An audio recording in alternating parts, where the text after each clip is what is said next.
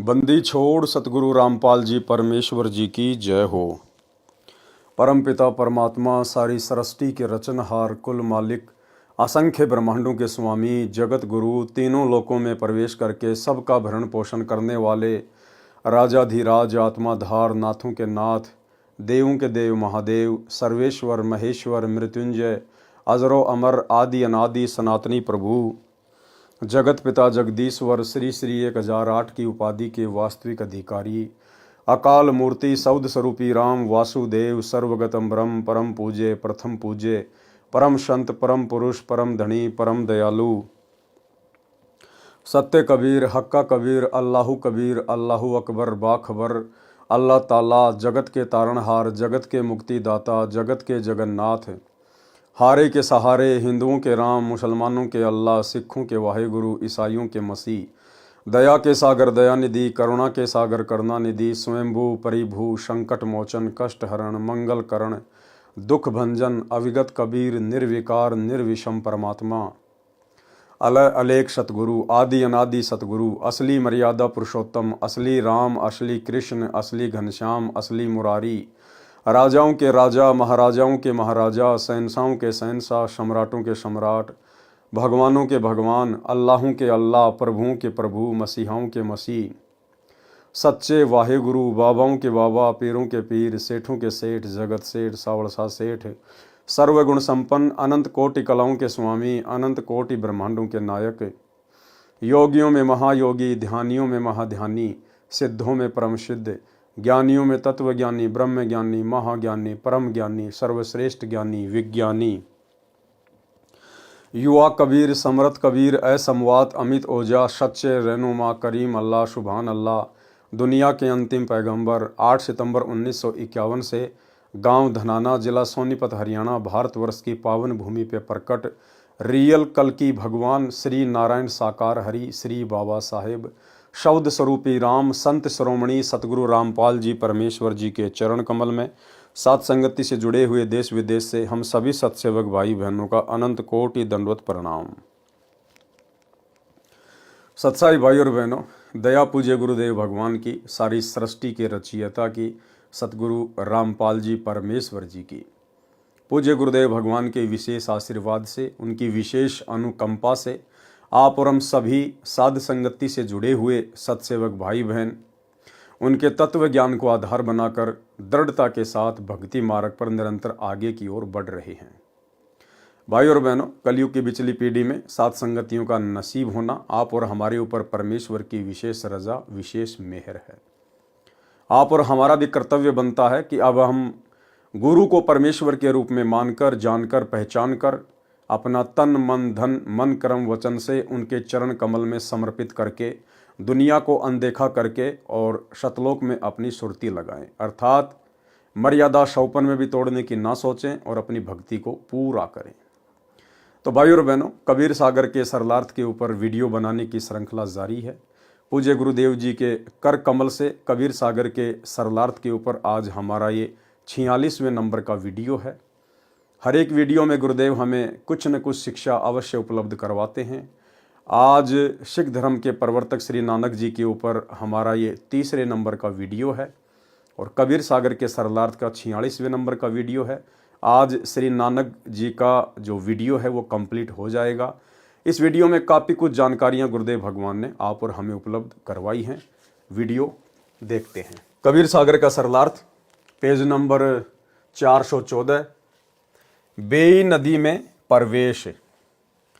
जीवन 10 गुरु साहिब से ज्यों का ज्यों सहाभार। गुरु जी प्रत्येक प्रातः बेई नदी में, जो कि शहर सुल्तानपुर के पास ही बहती है, स्नान करने के लिए जाते थे। एक दिन जब आपने पानी में डुबकी लगाई तो फिर बाहर ना आए। कुछ समय उपरांत आप जी के सेवक ने जो कपड़े पकड़कर नदी के किनारे बैठा था, घर जाकर जयराम जी को खबर सुनाई कि नानक जी डूब गए हैं। तो जयराम जी तैराकों को साथ लेकर नदी पर गए। आप जी को बहुत ढूंढा किंतु आप नहीं मिले। बहुत देखने के पश्चात सब लोग अपने अपने घर चले गए। भाई जयराम जी के घर बहुत चिंता और दुख प्रकट किया जा रहा था कि 3रे दिन सवेरे ही एक स्नान करने वाले भगत ने घर आकर बहन जी को बताया कि आपका भाई नदी के किनारे बैठा है। यह सुनकर भाईया जयराम जी बेई नदी की तरफ दौड़ पड़े और जब जब पता चलता गया और बहुत से लोग भी वहां पहुंच गए। जब इस तरह आपके चारों तरफ लोगों की भीड़ लग गई, आप जी चुपचाप अपनी दुकान पहुंच गए। आप जी के साथ स्त्री और पुरुषों की भीड़ दुकान पर आने लगी। लोगों की भीड़ देखकर गुरुजी ने मोदी खाने का दरवाजा खोल दिया। भाई और बहनों, पॉइंट है, ध्यान से सुनना। लोगों की भीड़ देखकर गुरुजी ने मोदी खाने का दरवाजा खोल दिया और कहा, जिसको जिस चीज की जरूरत है वह उसे ले जाए। मोदी खाना लुटाने के पश्चात गुरुजी फकीरी चोला पहनकर शमशान घाट में जा बैठे। यानी जब वापस सतलोक से आए थे वो नानक जी नहीं थे। रंग रूप शरीर अवश्य नानक जी का लोगों को दिखाई दे रहा था, लेकिन वो स्वयं कबीर परमात्मा थे, सतगुरु रामपाल जी थे।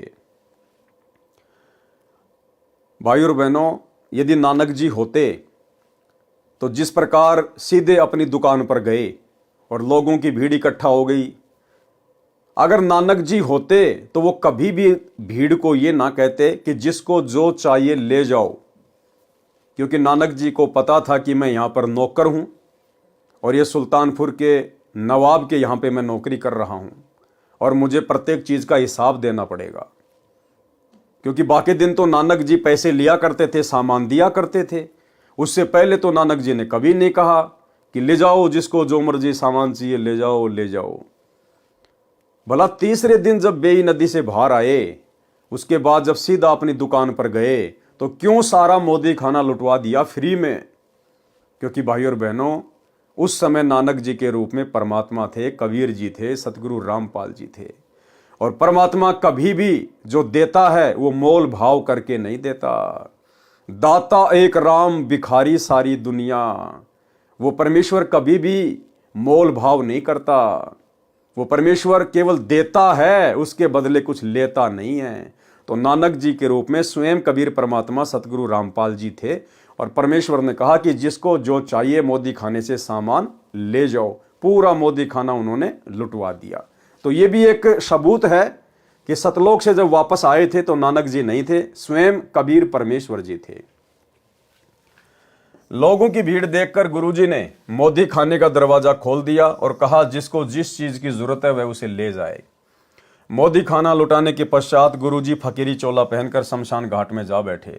मोदी खाना लुटाने और गुरुजी के चले जाने की खबर जब नवाब को लगी तो उसने मुंशी द्वारा मोदी खाने की किताबों का हिसाब जयराम को बुलाकर पड़ताल करवाया। हिसाब देखने के पश्चात मुंशी ने बताया कि गुरुजी के 760 रुपए सरकार की तरफ अधिक हैं। इस बात को सुनकर नवाब बहुत खुश हुआ। उसने गुरुजी को बुलाकर कहा कि उदास न हो, अपना फालतू पैसा और मेरे पास से लेकर मोदी खाने का काम जारी रखें। पर गुरुजी ने कहा, अब हमने ये काम नहीं करना, हमें कुछ और काम करने का भगवान की तरफ से आदेश हुआ है। नवाब ने पूछा, क्या आदेश हुआ है? तब गुरुजी ने मूल मंत्र उच्चारण किया, ओमकार सत्य नामो कर्ता पुरुष निर्भव निर्वयु अकाल मूर्ति अजूनी सब गुरु प्रसादी। नवाब ने पूछा कि यह आदेश आपको भगवान ने कब दिया? गुरुजी ने बताया कि जब हम बेई में स्नान करने गए थे तो वहां से हम सचखंड अपने स्वामी के पास चले गए थे। वहां हमें आदेश हुआ कि नानक जी ये मंत्र आप जपो और बाकियों को जपा कर कलयुग के लोगों को पार लगाओ। इसलिए अब हमें अपने मालिक के इस हुक्म की पालना करनी है। इस संदर्भ को भाई गुरदास जी वार 1 पौड़ी 24 में लिखते हैं। बाबा पैदा सचखंड नौ निधि नाम गरीबी पाई। अर्थात बाबा नानक जी सचखंड गए, वहां आपको 9 निधियों का खजाना, नाम और निर्भयता प्राप्त हुई। यहां बेई किनारे जहां गुरु जी बेई से बाहर निकलकर प्रकट हुए थे, गुरुद्वारा संत घाट अथवा गुरुद्वारा बेर साहिब बहुत सुंदर बना हुआ है। इस स्थान पर ही गुरु जी प्रातः स्नान करके कुछ समय के लिए भगवान की तरफ ध्यान करके बैठते थे। जीवन 10 गुरु साहिब नामक पुस्तक से लेख समाप्त। भाई बाले वाली जन्म साखी में अद्भुत प्रमाण, यानी सिख समाज जो ये मानता है अपनी अज्ञानता और नादानी के चलते कि श्री नानक जी का कोई भी गुरु नहीं था, तो गुरुदेव भगवान जन्म साखी भाई बाले वाली से ही इसका प्रमाण देंगे, क्योंकि भाई बाला और भाई मर्दाना ये दो नानक जी के विशेष शिष्य थे, सदा उनके साथ में रहा करते थे। तो भाई बाला ने जो भी लिखा वो बिल्कुल सत्य लिखा है। भाई बाले वाली जन्म साखी में अद्भुत प्रमाण।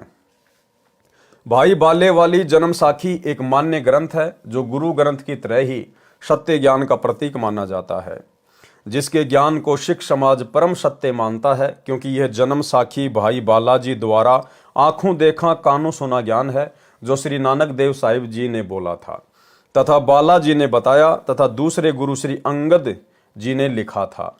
जन्म साखी के पृष्ठ 299 व 300 पर साखी कूना पर्वत की चली। कूना पर्वत पे जाकर नानक जी के रूप में कबीर परमेश्वर सतगुरु रामपाल जी ने एक सिद्ध के साथ में गोष्ठी की थी, ज्ञान चर्चा की थी। कूना पर्वत कहाँ है? धरती पे नहीं है, ऊपर अंतरिक्ष में है, लाखों किलोमीटर ऊपर। तो कबीर परमेश्वर जी नानक जी के रूप में भाई बाला और मर्दाना को वहां पर लेकर गए थे, और वहां पर कूना पर्वत पर एक सिद्ध के साथ में क्या गोष्ठी हुई थी, जिसमें नानक जी ने अपने गुरु का वर्णन दिया है। जन्म साखी के पृष्ठ 299 300 पर साखी कूना पर्वत की चली में गोष्ठी सिद्धानाल हुई है। इसमें प्रकरण है कि श्री गुरु नानक जी कूना पर्वत पर गए, उनके साथ भाई बालाजी तथा मर्दाना जी थे। कूना पर्वत की गुफा में कुछ सिद्ध पुरुष नाथ पंथ के रहते थे। उनके साथ ज्ञान गोष्ठी में श्री नानक जी ने प्रश्न के उत्तर में कहा था कि अहंकार हमारा नाभ अपने गुरु की बलि जाऊं। मर्दाने ने पूछा कि हे गुरु जी, क्या आपका भी कोई गुरुजी है? मर्दाने ने नानक जी से पूछा, क्या आपका भी कोई गुरुजी है? तब नानक जी ने कहा कि हे मर्दाना, मेरा इतना बड़ा गुरु है जो बिना करतार की कृपा के अपनी दृष्टि में नहीं आता, जो बिना करतार की कृपा के दृष्टि में नहीं आता। इसका मतलब वो कबीर परमात्मा जिसको चाहेगा उसी को अपनी पहचान करवाएगा, वो उसी का ज्ञान योग खोलेगा, उसी की दिव्य दृष्टि खोलेगा। और इसका जीता जागता प्रमाण आज वर्तमान में भी है। वही कबीर परमात्मा जो बेई नदी पर नानक जी को मिले थे, आज इस भारत देश की पवित्र भूमि पर 8 सितंबर 1951 से परम पूज्य परमेश्वर सतगुरु रामपाल जी के रूप में स्वरूप में प्रकट हैं। सन 1994 से अपना यथार्थ 13वां कबीरपंथ शुरू कर चुके हैं। पिछले 30 वर्षों से अनमोल ज्ञान दे रहे हैं, और इन 30 वर्षों में उनके कई लाखों की संख्या में शिष्य हो चुके हैं। लेकिन उन लाखों में से केवल चंद ही आत्माएं हैं, 5 या 10% बड़ी मुश्किल से, जिनको सतगुरु रामपाल जी ने स्वयं के परमेश्वर होने के विषय में उनकी दिव्य दृष्टि खोलते हुए जानकारी दी है। केवल साध संगति से जुड़े हुए सत्सेवक भाई बहन ही वो शिष्य हैं, वो फॉलोवर हैं, जिनकी दिव्य दृष्टि, जिनका ज्ञान योग कबीर परमेश्वर सतगुरु रामपाल जी ने हल्का सा खोला है। और गुरुदेव भगवान ने स्वयं की पहचान करवाई है कि तुम्हारा गुरु कोई गांव धनाने का जांट नहीं है, सचखंड का शहंशाह है जिसने सारी सृष्टि रची है। इसके अलावा सतलोक आश्रमों से जुड़ी हुई 90% संगत का ज्ञान योग अभी तक नहीं खुला है। उनके ऊपर दिव्य दृष्टि की किसी भी प्रकार की कोई रजा नहीं हुई है। वे आत्माएं आज भी अपने गुरु को केवल एक गुरु मानती है, संत मानती है, कबीर जी का अवतार मानती है, और कबीर मानती है एक कागज के टुकड़े को, दाढ़ी मूंछ वाली कबीर जी की समझे जाने वाली नकली फोटो को, बनावटी फोटो को, और प्रतिवर्ष जून के महीने में उस फोटो को भगवान मानकर उसका कबीर प्रकट दिवस मनाती है। तो नानक जी यहाँ क्या कह रहे हैं कि वो करतार जिसकी दृष्टि खोलता है भाई वही समझ पाता है। तब नानक जी ने कहा कि हे मर्दाना, मेरा इतना बड़ा गुरु है जो बिना करतार की कृपा के अपनी दृष्टि में नहीं आता। इससे आगे साखी और चली, मीना पर्वत चले। तब मर्दाने ने पूछा कि हे गुरुजी, हम तो आपके साथ ही रहे हैं, आप जी को वह गुरुजी कब मिला था? गुरु नानक जी ने उत्तर दिया कि उस समय तक तुम मेरे पास नहीं आए थे, जब हम मिलने गए थे। तब मर्दाने ने कहा कि जी कब मिलने गए थे? तब श्री नानक जी ने कहा कि जब सुल्तानपुर में बेई नदी में डुबकी लगाई थी तब 3 दिन उसी के साथ रहे थे। हे मर्दाना, भाई बाला जानता है, हे मर्दाना, ऐसा गुरु है जिसकी सत्ता संपूर्ण संसार में आश्रय दे रही है, उसको जिंदा बाबा कहते हैं। हे मर्दाना, जिंदा उसी को कहते हैं जो काल के अधीन न आवे, अपितु काल उसके अधीन है। क्या कहते हैं भाई और बहनों उसको? जिंदा। और जिंदा कौन होता है? स्वयं कबीर परमात्मा। उसको जिंदा बाबा कहते हैं। हे मर्दाना, जिंदा उसी को कहते हैं जो काल के अधीन न आवे, अपितु काल उसके अधीन है। भाई और बहनों, आज सतगुरु रामपाल जी के रूप में हमें भी वही जिंदा बाबा मिला है। आज हम उसी जिंदा बाबा की शरण में हैं जो जिंदा बाबा बेई नदी पर श्री नानक जी को मिले थे और गांव छुडानी में श्री गरीबदास जी को मिले थे। और गरीबदास जी ने अपनी वाणी में असुर निकंदन रमेणी में कहा है कि सतगुरु दिल्ली मंडल आईसी, सूती धरणी सूम जगाईसी। सतगुरु दिल्ली मंडल में आएगा। कब कहा गरीबदास जी ने? 650 साल पहले अपने सदग्रंथ साहिब में। गुरुदेव ने वो वाणी हमें असुर निकंदन रमेणी में दी है लास्ट में। सतगुरु दिल्ली मंडल आईसी, सूती धरणी सूम जगाईसी, काग भूषण छत्तर के आगे, गंधर्व करत चलत है रागे। तो गरीबदास जी कह रहे हैं कि मुझे जो सतगुरु मिले थे जिंदा बाबा के रूप में, सतलोक से आए थे, छुडानी के खेतों में मुझे जो जिंदा बाबा मिले थे, जो मुझे सतगुरु मिले थे, तो गरीबदास जी कह रहे हैं कि आगे चलकर वही मेरा सतगुरु जो मुझे जिंदा बाबा के रूप में मिला था, वही दिल्ली मंडल में आएगा। सतगुरु दिल्ली मंडल आईसी, सूती धरणी सूम जगाईसी। तो आज दिल्ली मंडल में कौन आया भाई और बहनों? सतगुरु रामपाल जी आए 8 सितंबर 1951 को। तो कौन हुए सतगुरु रामपाल जी? गरीबदास जी के सतगुरु। गरीबदास जी के सतगुरु कौन थे? जिंदा बाबा। जिंदा बाबा कौन था? कबीर जी। तो आज हमें जो पूज्य गुरुदेव भगवान प्राप्त हैं, हमें जिनकी शरण प्राप्त है, ये स्वयं जिंदा बाबा हैं, ये स्वयं कबीर साहिब हैं, गरीबदास जी के सतगुरु हैं, गरीबदास जी के जिंदा बाबा हैं। आप और हमारा कितना बड़ा सौभाग्य कि परमेश्वर ने हमें हल्की सी सद्बुद्धि देकर और अपनी वाणियों के खुलासों के माध्यम से ये जानकारी करवा दी कि तुम्हारा गुरु कोई गांव धनाने का जाट नहीं है, माँ के गर्भ से जन्म लेकर आया हुआ कोई मानुष नहीं है, कोई जीव नहीं है। और इसीलिए फिर गरीबदास जी ने हम भक्तों को बार बार अपनी वाणियों के माध्यम से चेताया है कि कलयुग की बिचली पीढ़ी वाले भक्तों, धोखा मत खा जाना। मेरा सतगुरु ही आगे चल के दिल्ली मंडल में आएगा, जिंदा बाबा, सतगुरु दिल्ली मंडल आईसी। इसलिए गरीबदास जी ने बार बार हमें आगाह किया है कलयुग की बिचली पीढ़ी वालों को अपने सदग्रंथ साहिब में कि जो मेरा सतगुरु दिल्ली मंडल में आएगा, जिंदा बाबा, जिसको तुम अपना गुरु धारण करोगे, उसको मानुष मानने की गलती मत करना। गुरु मानुष कर जानते, वो नरकइये अंध, ओवे दुखी संसार में आगे यम के फंदे। तो गरीबदास जी ने अपनी अनेकों वाणियों में हमें बहुत अच्छे से सावधान किया है। उसको जिंदा बाबा कहते हैं। हे मर्दाना, जिंदा उसी को कहते हैं जो काल के अधीन ना हो, अपितु काल उसके अधीन है। श्री नानक जी का गुरु था अन्य प्रमाण। साखी कंधार देश की चली। जन्म साखी के पृष्ठ 470-471 पर एक मुगल पठान ने पूछा कि आपका गुरु कौन है? श्री नानक जी ने उत्तर दिया कि जिंदा पीर है, वह परमेश्वर ही गुरु रूप में आया था, उसका शिष्य सारा जहां है। फिर साखी रुक्कनदीन काजी के साथ हुई। जन्म साखी के पृष्ठ 183 पर कुछ वाणी इस प्रकार है। नानक आखे रुक्कनदीन साचा सुनहूं जवाब, खालक आदम सिरजिया आलम बड़ा कबीर। कायम दायम कुदरती सिर पीरा दे पीर, सजदे करे खुदाई नु आलम बड़ग्य कबीर। भावार्थ, श्री नानक जी ने कहा कि रुक्कनदीन काजी, जिस खुदा ने आदम जी की उत्पत्ति की है, वह बड़ा परमात्मा कबीर है।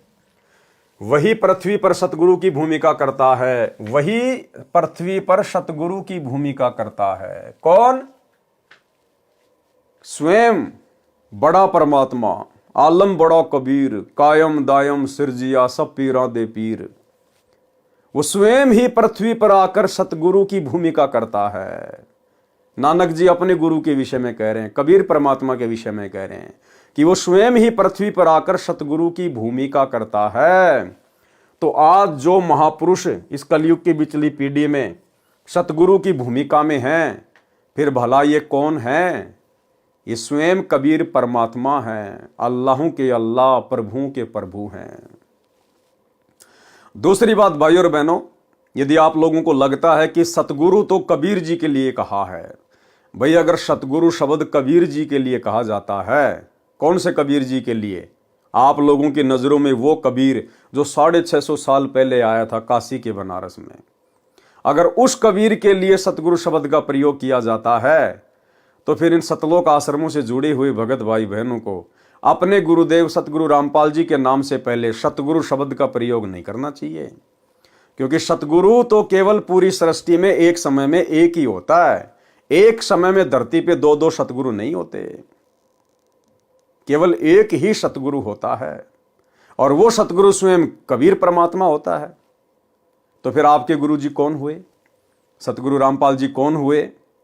आप अपने गुरुदेव के नाम से पहले सतगुरु शब्द लगाते हैं, और सतगुरु शब्द का अधिकारी केवल कबीर परमात्मा है, किसी और के नाम के आगे पीछे सतगुरु लग ही नहीं सकता। और भाई आप सतलोक आश्रम वालों के अनुसार यदि सतगुरु शब्द कबीर जी जो दाढ़ी मूछ वाले रूप में 650 साल पहले आए थे उन्हीं के नाम से पहले लगता है, तो फिर आप अपने गुरु को सतगुरु कहना छोड़ दीजिए, क्योंकि सतगुरु की भूमिका तो खुद कबीर परमात्मा ही करता है। दूसरा, आप जी अपने गुरुदेव को बंदी छोड़ बंदी छोड़ बंदी छोड़ कहते हैं। भाई बंदी छोड़ तो पूरी सृष्टि में एक ही है, वो है कबीर परमात्मा। फिर आप अपने गुरुदेव को बंदी छोड़ क्यों कहते हैं? क्या बंदी छोड़ भी दो हैं? अरे क्या भगवान भी दो हैं सृष्टि में? बंदी छोड़ एक ही है जो काल के बंधन से छुड़वा सकता है, स्वयं कबीर परमात्मा। और आप लोग यदि उस दाढ़ी मूछ वाली कागज की फोटो को बंदी छोड़ मानते हैं, तो फिर आप अपने गुरुजी के नाम से पहले बंदी छोड़ क्यों लगाते हैं? भाई आप तो दोगला आचरण कर रहे हैं, आप तो दो नावों की सवारी कर रहे हैं। तो भाई और बहनों, ये विशेष मेहर है गुरुदेव की, जो गुरुदेव ने हम साथ संगति से जुड़े हुए सत्सेवक भाई बहनों का ज्ञान योग खोला है।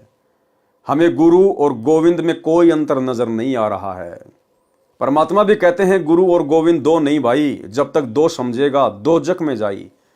गुरु को और परमात्मा को अलग अलग मानने वाला कहते हैं वो दो जग में जाएगा, नरक में जाएगा, नरक में। वह ही पृथ्वी पर सतगुरु की भूमिका करता है, वह सिर पीरा दे पीर, यानी सब गुरुओं का सिरताज है। तो भाई आज हम अपने गुरु जी को क्या कहते हैं? जगत गुरु। जगत गुरु, जगत गुरु कौन होता है? सब गुरुओं का गुरु, जिससे बढ़कर कोई भी गुरु ना हो उसको कहते हैं जगत गुरु। यहां क्या कहा जा रहा है? वह सिर पीरा दे पीर, यानी सब गुरुओं का सिरताज है। सब गुरुओं का सिरताज कौन होता है? जगत गुरु, कबीर परमात्मा। सबसे उत्तम ज्ञान रखता है कौन? कबीर परमात्मा। आज पृथ्वी पर सबसे उत्तम ज्ञान किसके पास में है? केवल सतगुरु रामपाल जी परमेश्वर जी के पास। और एक ऑडियो में सतगुरु रामपाल जी परमेश्वर कह रहे हैं कि बच्चों, इस पूरी सृष्टि में इस दास के अलावा किसी को ज्ञान नहीं है। तो भाई पूरी सृष्टि में तो सतलोक आश्रम से जुड़े हुए भाई बहनों के अनुसार कबीर जी भी है, क्योंकि आप लोग अपने गुरु जी को तो कबीर जी मानते नहीं।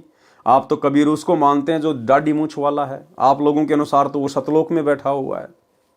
और गुरुदेव कह रहे हैं कि पूरी सृष्टि में इस दास के अलावा किसी को तत्व ज्ञान नहीं है। तो क्या भाई तुम्हारे उस कबीर को भी नहीं है क्या जो सतलोक में बैठा हुआ है? उसको भी नहीं है क्या? क्योंकि सारी सृष्टि में तो वो दाढ़ी मूछ वाला कबीर भी आ गया अगर कहीं बैठा है तो। फिर गुरु जी इतनी बड़ी बात क्यों कह रहे हैं कि सारी सृष्टि में इस दास के अलावा किसी को ज्ञान नहीं, तत्व ज्ञान नहीं? तो कौन कह सकता है ये बात है? ये बात कौन कह सकता है? स्वयं कबीर परमात्मा ही कह सकता है, क्योंकि कबीर परमात्मा ही अपने रूप रूपांतरण करते हुए इस पृथ्वी पर सतगुरु की भूमिका करते हैं। तो आज सतगुरु रामपाल जी स्वयं ही कबीर परमेश्वर हैं, इनके अलावा कहीं और कोई कबीर नहीं है। यह बात जिस दिन तुम्हारे समझ में आ जाएगी उस दिन तुम भगत बन गए पक्के। और बच्चों, कबीर साहब सारी सृष्टि के रचने वाले, सबके पालक, सबके उत्पत्ति करता, कर्म के लेख को मिटाने वाले परमपिता परमात्मा आपको प्राप्त हुए। सारी सृष्टि में दास के अतिरिक्त इस अध्यात्म ज्ञान के जानने वाला कोई नहीं।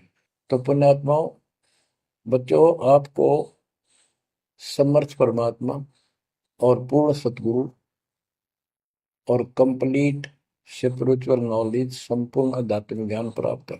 सबसे उत्तम ज्ञान रखता है। वह कायम यानी श्रेष्ठ दायम यानी समर्थ परमात्मा कुदरती है। मुसलमान अल्लाह कबीर कहते हैं। कबीर का अर्थ बड़ा करके बड़ा अल्लाह अर्थ करते हैं। श्री नानक जी ने यह भी स्पष्ट कर दिया है कि वह बड़ा आलम कबीर है। मुसलमान जिसे अल्लाह कबीर कहते हैं यानी बड़ा अल्लाह कहते हैं। जन्म साखी में कबीर तथा बड़ा दोनों शब्द लिखे हैं, जिससे कबीर का अर्थ कबीर ही रहेगा तथा बड़ा शब्द भी रहेगा। इसलिए स्पष्ट हुआ कि बड़ा परमात्मा कबीर है। वह बड़ा आलम कबीर है जो धानक रूप में काशी में लीला करके गया है, जिसका प्रमाण श्री गुरु ग्रंथ साहिब जी के पृष्ठ 24, 721, 731 पर पूर्व में लिख दिया गया है। उसमें स्पष्ट है। तथा कबीर सागर पवित्र ग्रंथ भी भाई बालाजी ने जैसे प्रत्येक सुना लिखा है, ऐसे ही धनी धर्मदास जी ने परमेश्वर कबीर जी से सुना ज्ञान लिखा है, जो पहले भी पढ़ा अब नीचे पढ़ें। पवित्र कबीर सागर में प्रमाण विशेष विचार। पूरे गुरु ग्रंथ साहिब में कहीं प्रमाण नहीं है कि श्री नानक जी परमेश्वर कबीर जी के गुरु थे। जैसे गुरु ग्रंथ साहिब आदरणीय तथा प्रमाणित है, ऐसे ही पवित्र कबीर सागर भी आदरणीय तथा प्रमाणित सदग्रंथ है तथा श्री गुरु ग्रंथ साहिब से पहले का है। इसीलिए तो सैकड़ों वाणी कबीर सागर सदग्रंथ से गुरु ग्रंथ साहिब में ली गई हैं। पवित्र कबीर सागर में विस्तृत विवरण है नानक जी तथा परमेश्वर कबीर साहिब जी की वार्ता का तथा श्री नानक जी के पूज्य गुरुदेव कबीर परमेश्वर जी थे। कृपया निम्न पढ़ें। विशेष प्रमाण के लिए कबीर सागर सवसम वेद बोध प्रश्न नंबर 158 से 159 से। नानक शाकीन तप भारी, सब विधि भय ज्ञान अधिकारी, भक्ति भावता को समझाया, ता पर सतगुरु की नो दाया। जिंदा रूप धर्यो तब भाई, हम पंजाब देश चले आई, अनहद बानी कियो पुकारा, सुन के नानक दर्श निहारा। सुन के अमर लोक की बाणी, नानक परया निज समर्थ ज्ञानी। नानक वचन आवा पुरुष महागुरु ज्ञानी, अमर लोक की सुनी न बानी, अर्ज सुनो प्रभु जिंदा स्वामी, कह अमर लोक रहा निज धामी। काहुन कही अमर निज बानी, धन्य कबीर परम गुरु ज्ञानी, कोई न पावे तुमरो भेदा, खोज थके ब्रह्मा चहु वेदा। जिंदा वचन नानक तुम बहुते तप कीन्या, निरंकार बहुते दिन चीन्या, निरंकार ते पुरुष निनारा, अजर दीपता की टकसारा। नानक तुम बहुते तप कीन्या, निरंकार बहुते दिन चीन्या, निरंकार ते पुरुष निनारा, अजर दीपता की टकसारा। पुरुष बिछो भयो जब ते, काल कठिन मगरो क्यों तब ते, इत तब सरिस भक्ति नहीं होई, क्योंकि परम पुरुष ने भेटू कोई। जब ते हम ते बिछुरे भाई, 60,000 जन्म भगत तुम पाई, धरि धरि जन्म भक्ति भल कीन्या, फिर काल चक्र निरंजन दीन्या। गहूँ मम शब्द तो उतरो पारा, बिन सत शब्द लहे यम द्वारा, तुम बड़ भगत भव सागर आवा, और जीव की कौन चलावा। निरंकार सब सृष्टि भुलावा, तुम करी भक्ति लौट क्यों आवा। नानक वचन धन्य पुरुष तुम यह पद भाखी, ये पद हमसे गुप्त कह राखी, जब लो हम तुमको नहीं पावा, अगम अपार भरम फैलावा। कहो गोसाई हम ते ज्ञाना, परम पुरुष हम तुमको जाना, धनी जिंदा प्रभु पुरुष पुराना, बिरले जन तुमको पहचाना। भये दयाल पुरुष गुरु ज्ञानी, दियो पान परवाना बानी, भली भई तुम हमको पावा, सकलो पंथ काल को ध्यावा। तुम इतने अब भये निनारा, फेर जन्म ना होए तुम्हारा, भली सुरती तुम हमको चीन्या, अमर मंत्र हम तुमको दीन्या। सौ वेद हम कही निज बानी, परम पुरुष गति तुम्हें बखानी। नानक वचन धन्य पुरुष ज्ञानी कर तारा, जीवन काज प्रकटे संसारा, धनी करता तुम बंदी छोड़ा, ज्ञान तुम्हारा महाबल जोरा। दिया नाम दान किया उबारा, नानक अमर लोक पग धार्या। भावार्थ, परम पूज्य कबीर प्रभु एक जिंदा महात्मा का रूप बनाकर श्री नानक जी से मिलने पंजाब में गए। तब श्री नानक साहिब जी से वार्ता हुई। तब परमेश्वर कबीर जी ने कहा कि आप जैसी पुण्यात्मा जन्म मृत्यु का कष्ट भोग रहे हो, फिर आम जीव का कहाँ ठिकाना। जिस निरंकार को आप प्रभु मानकर पूज रहे हो, पूर्ण परमात्मा तो इससे भी भिन्न है, वह मैं ही हूं। जब से आप मेरे से बिछड़े हो, 60,000 जन्म तो अच्छे अच्छे उच्च पद भी प्राप्त कर चुके हो। जैसे सतयुग में यही पवित्र आत्मा राजा अमरीश तथा त्रेता युग में राजा जनक, जो सीता जी के पिताजी थे, हुए, तथा कलयुग में श्री नानक साहिब जी हुए। फिर भी जन्म मृत्यु के चक्कर में ही हो। मैं आपको सत शब्द अर्थात सच्चा नाम जाप मंत्र बताऊंगा, उससे आप अमर हो जाओगे। श्री नानक साहिब जी ने प्रभु कबीर जी से कहा कि आप बंदी छोड़ भगवान हो, आपको कोई बिरला सौभाग्यशाली व्यक्ति ही पहचान सकता है। क्या कहा नानक जी ने? श्री नानक जी ने प्रभु कबीर जी से कहा कि आप बंदी छोड़ भगवान हो। आज हम बंदी छोड़ किसको कहते हैं? सतगुरु रामपाल जी को। आप बंदी छोड़ भगवान हो, आपको कोई बिरला सौभाग्यशाली व्यक्ति ही पहचान सकता है। इसलिए भाई और बहनों, दास बार बार कहता है कि आज यदि धरती पर सतगुरु रामपाल जी को कबीर परमेश्वर जी के रूप में किसी ने जाना है, पहचाना है, उन्हें कोई कबीर मानकर वास्तव में इष्ट मानकर भक्ति कर रहा है, गीता अध्याय 3 श्लोक 13 के अनुसार उन्हें भोग लगा रहा है, तो केवल साध संगति से जुड़े हुए सत्सेवक भाई बहन हैं। ये सतगुरु रामपाल जी परमेश्वर जी का यथार्थ 13वां कबीर पंथ है। ये सतलोक के लिए भक्ति का ट्रेनिंग सेंटर है। स्पष्ट कर दिया यहां परमात्मा ने, आपको कोई बिरला सौभाग्यशाली व्यक्ति ही पहचान सकता है। तो ये सौभाग्य भाई और बहनों केवल हम साध संगत वाले भाई बहनों को प्राप्त है वर्तमान में। आगे तो हो सकता है बहुत सारी आत्माओं को हो जाएगा, लेकिन वर्तमान समय 2024 तक इस परीक्षा के समय में जो भक्तों की छटनी की जा रही है, इस पहले बैच की परीक्षा चल रही है। सन 1994 से 2014 तक परमात्मा ने जितनी भी आत्माओं को अपनी शरण में लिया, उनकी परीक्षा चल रही है। और इस परीक्षा में अभी तक तो केवल साथ संगति से जुड़े हुए भाई बहन ही पास हुए हैं। कबीर सागर के अध्याय अगम निगम बोध में प्रश्न नंबर 44 पर शब्द नानक वचन, वाह वाह कबीर गुरु पूरा है, पूरे गुरु की मैं बल जावा, जाका शकल जहूरा है। अधर दुलिच परे हैं गुरुअन के, शिव ब्रह्मा जहां सूरा है। श्वेत ध्वजा फरहात गुरुवन की, बाजत अनहद तूरा है। पूर्ण कबीर सकल घटदर्श, हरदम हाल हजूरा है। नाम कबीर जपे बड़ भागी, नानक चरण को धूरा है। विशेष विवेचन, बाबा नानक जी ने उस कबीर जुलाहे काशी वाले को सत्यलोक यानी सचखंड में आंखों देखा, तथा फिर काशी में धानक जुलाहे का कार्य करते हुए, तथा बताया कि वही धानक रूप जुलाहा सतलोक में सत्य पुरुष रूप में भी रहता है, तथा यहां भी वही है। श्री नानक जी ने बचपन में श्री ब्रजलाल पांडे जी से गीता जी को समझा था। पूर्ण परमेश्वर कबीर जी के दर्शन के पश्चात उन्हीं से प्राप्त तत्व ज्ञान के आधार से उसी पांडे से गीता जी के 7 श्लोकों के विषय में पूछा। श्री ब्रजलाल पांडे निरुत्तर हो गया।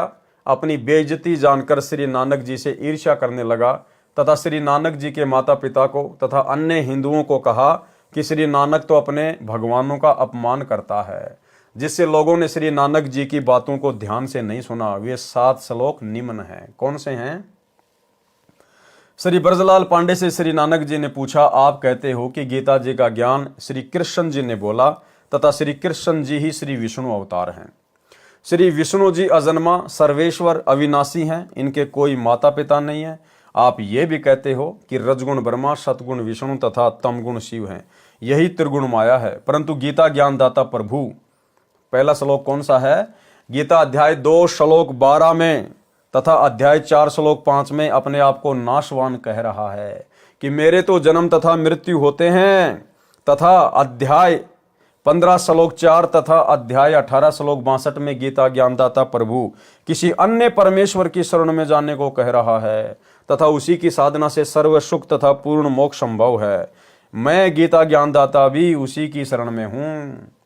गीता अध्याय 7 श्लोक 15 में गीता ज्ञानदाता प्रभु कह रहा है कि जिनका ज्ञान त्रिगुण माया के द्वारा हरा जा चुका है। भावार्थ है कि जो साधक तीनों गुणों रजगुण ब्रह्मा, सतगुण विष्णु तथा तमगुण शिव की पूजा करते हैं, इनसे ऊपर अन्य प्रभु की साधना नहीं करते, जिनकी बुद्धि इन्हीं तक सीमित है, वे तो राक्षस स्वभाव को धारण किए हुए मनुष्यों में नीच दूषित कर्म करने वाले मूर्ख मुझे भी नहीं बसते। उपरोक्त तीनों प्रभुओं की पूजा मना है। फिर गीता ज्ञानदाता ब्रह्म काल अध्याय 7 श्लोक 18 में अपनी साधना को भी अनुत्तमाम अति घटिया कह रहा है। इसलिए गीता अध्याय 18 श्लोक 62 में कहा है कि पूर्ण मोक्ष तथा परम शांति के लिए उस परमेश्वर की शरण में जा। गीता अध्याय 4 श्लोक 34 में प्रमाण है कि उसके लिए किसी तत्वदर्शी संत की खोज कर। मैं उस परमात्मा के विषय में पूर्ण जानकारी नहीं रखता। उसी तत्वद्रष्टा संत द्वारा बताए ज्ञान अनुसार उस परमेश्वर की भक्ति कर। यही प्रश्न परमेश्वर कबीर साहिब जी ने श्री नानक जी से बेई नदी के किनारे पर किया था। जिस तत्व ज्ञान को समझकर तथा कबीर परमेश्वर के सत्य पुरुष रूप में सतलोक सचखंड में तथा धानक रूप में बनारस काशी में दर्शन करके समर्पण करके तत्व ज्ञान को जन जन तक पहुंचाया तथा पूर्ण मोक्ष प्राप्त किया। विशेष पवित्र सिख समाज इस बात से सहमत नहीं है कि श्री नानक साहिब जी के गुरुजी काशी वाला धानक जुलाहा कबीर साहिब जी थे। इसके विपरीत श्री नानक साहिब जी को पूर्ण ब्रह्म कबीर साहिब जी का गुरुजी कहा है। परंतु श्री नानक साहिब जी के पूज्य गुरुजी का नाम क्या है, इस विषय में पवित्र सिख समाज मौन है, जबकि स्वयं श्री गुरु नानक साहिब जी श्री गुरु ग्रंथ साहिब जी में महिला फर्स्ट की अमृतवाणी में स्वयं स्वीकार करते हैं कि मुझे गुरुजी जिंदा रूप में आकर मिले। वही धानक जुलाहा रूप में सत्य कबीर हक्का कबीर नाम से पृथ्वी पर भी थे तथा ऊपर अपने सचखंड में भी वही विराजमान है जिन्होंने मुझे अमृत नाम दिया। आदरणीय श्री नानक साहिब जी का आविर्भाव यानी जन्म सन 1469 तथा सतलोकवास सन 1539। पवित्र पुस्तक जीवनी 10 गुरु साहिबान आदरणीय कबीर साहिब जी धानक रूप में मृत मंडल में सन 1398 में सहशरीर प्रकट हुए तथा सहशरीर सतलोक गमन सन 1518 में पवित्र कबीर सागर। दोनों महापुरुष 49 वर्ष तक समकालीन रहे। श्री गुरु नानक साहिब जी का जन्म पवित्र हिंदू धर्म में हुआ। प्रभु प्राप्ति के बाद कहा कि न कोई हिंदू न मुसलमाना अर्थात अज्ञानतावश दो धर्म बना बैठे। सर्व एक परमात्मा सत्य पुरुष के बच्चे हैं। श्री नानक देव जी ने कोई धर्म नहीं बनाया, बल्कि धर्म की बनावटी जंजीरों से मानव को मुक्त किया तथा शिष्य परंपरा चलाई। जैसे गुरुदेव से नाम दीक्षा लेने वाले भक्तों को शिष्य बोला जाता है, उन्हें पंजाबी भाषा में सिख कहने लगे। जैसे आज इस दास के लाखों शिष्य हैं, परंतु यह धर्म नहीं है। सर्व पवित्र धर्मों की पुण्यात्माएं आत्म कल्याण करवा रही हैं। यदि आने वाले समय में कोई धर्म बना बैठे तो वह दुर्भाग्य ही होगा। भेदभाव तथा संघर्ष की नई दीवार ही बनेगी, परंतु लाभ कुछ नहीं होगा। विशेष केवल एक ही बात को कि कौन किसका गुरु तथा कौन किसका शिष्य है, वाद विवाद का विषय न बनाकर सच्चाई को स्वीकार करना चाहिए। कुछ देर के लिए श्री नानक साहिब जी को परमात्मा कबीर साहिब कबीर देव जी का गुरु जी मान लें। ये विचार करें कि इन महापुरुषों ने गुरु शिष्य की भूमिका करके हमें कितनी अनमोल वाणी रचकर दी है तथा हम कितना उनका अनुसरण कर पा रहे हैं। आज किसी व्यक्ति का जन्म पवित्र हिंदू धर्म में है, वह अपनी साधना तथा इष्ट को सर्वोच्च मान रहा है। मृत्यु उपरांत उसी पुण्यात्मा का जन्म पवित्र सिख धर्म में हुआ तो फिर वह उसी साधना को उत्तम मानकर निश्चिंत हो जाएगा। फिर पवित्र मुसलमान धर्म में जन्म मिला तो उपरोक्त साधनाओं के विपरीत पूजा पर आरूढ़ होगा तथा फिर पवित्र ईसाई धर्म में जन्म हुआ तो केवल उसी पूजा पर आधारित हो जाएगा। फिर कभी पवित्र आर्य समाज में वही पुण्यात्मा जन्म लेगी तो केवल हवन यज्ञ करने को ही मुक्ति मार्ग कहेगा। यदि वही पुण्यात्मा पवित्र जैन धर्म में पहुंचेगी तो हो सकता है निर्वस्त्र रहकर या मुख पर कपड़ा बांधकर नंगे पैरों चलना ही मुक्ति का अंतिम साधन होगा। उपरोक्त जन्म पूर्ण परमात्मा की भक्ति न मिलने तक होते रहेंगे, क्योंकि द्वापर युग तक अपने पूर्वज एक ही थे तथा वेदों अनुसार पूजा करते थे। अन्य धर्मों की स्थापना नहीं हुई थी। जब श्री गुरु गोविंद साहिब जी ने 5 प्यारों को चुना, उनमें से एक श्री दयाराम जी लाहौर के खत्री परिवार से हिंदू थे। श्री धर्मदास जी इंद्रप्रस्थ दिल्ली के जाट हिंदू थे। भाई मोहकम चंद जी छिबे हिंदू द्वारकावासी। भाई साहिब चंद जी नाई हिंदू बिदर निवासी। भाई हिम्मतमल जी झींवर हिंदू जगन्नाथपुरी उड़ीसा निवासी थे। जीवन 10 गुरु साहिबान लेखक सोडी तेजा सिंह प्रकाशक भाई चतर सिंह, जीवन सिंह, अमृतसर, पृष्ठ नंबर 343 344। इसलिए अपने संस्कार मिले जुले हैं। भले ही उपरोक्त पंच प्यारे उस समय अपनी भक्ति साधना गुरु ग्रंथ साहिब के अनुसार, गुरुओं की आज्ञा अनुसार कर रहे थे, परंतु सर्व हिंदू समाज से संबंध रखते थे। उस समय गुरुओं के अनुयायियों को सिख कहते थे, हिंदी भाषा में शिष्य कहते हैं। इस कारण से एक अलग भक्ति मार्ग पर चलने वाले जन समूह को सिख कहने लगे। अब यह एक अलग धर्म का रूप धारण कर गया। जैसे वर्तमान में कई पंथों के लाखों अनुयायी हैं, उनको भी अन्य नामों से संबोधित किया जाता है। जैसे राधा स्वामी पंथ के अनुयायियों को कहते हैं, ये तो राधा स्वामी हैं, परंतु ये सर्व धर्मों के व्यक्तियों का समूह है। हो सकता है आने वाले समय में यह एक अलग धर्म का रूप धारण कर ले, परंतु वर्तमान में अधिकतर हिंदू समाज और सिख समाज के ही व्यक्ति हैं। जो व्यक्ति मांस आहार, मदिरा पान तथा अन्य नशीली वस्तु जैसे तंबाकू, बीड़ी, सिगरेट, हुक्का आदि में सेवन करता है तथा लूट कसोट, जीव हिंसा करता है तथा बहन बेटियों को बुरी नजर से देखता है, वह न तो हिंदू है, न मुसलमान, न सिख, न ईसाई। क्या उपरोक्त बुराई करने का सर्व पवित्र धर्मों के सदग्रंथों में विवरण है? नहीं। उपरोक्त बुराई युक्त व्यक्ति कभी प्रभु प्राप्ति नहीं कर सकता तथा न ही वह धार्मिक हो सकता। एक समय यह दास एक दोस्त सिख अधिकारी के साथ किसी सिख की शादी में गया। वहां पर श्री गुरु ग्रंथ साहिब जी के अखंड पाठ का भोग पड़ा। सर्व उपस्थित व्यक्तियों ने प्रसाद लिया, फिर खाना खाने के लिए साथ में ही लगे टेंट में प्रवेश हुए, जहां पवित्र अमृतवाणी का भोग पड़ा था तथा जहां खाना खाया। दोनों के बीच केवल कनात यानी कपड़ा लगी थी।